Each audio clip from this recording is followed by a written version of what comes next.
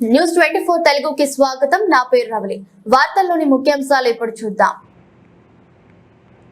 MP ఎన్నికల నేపథ్యంలో కాంగ్రెస్ నాయకులు శనివారం జన్నారం పట్టణంలోని ప్రధాన రహదారిపై భారీ బైక్ ర్యాలీ నిర్వహించారు. ఈ సందర్భంగా ఎంపీ అభ్యర్థి సుగుణక్క ఓపెన్ టాప్ జీబులో ప్రజలకు అభివాదం చేస్తూ ముందుకు సాగారు. సోమవారం జరిగే ఎలక్షన్లో కాంగ్రెస్ పార్టీని గెలిపించాలని ప్రజలను సుగుణక్క కోరారు.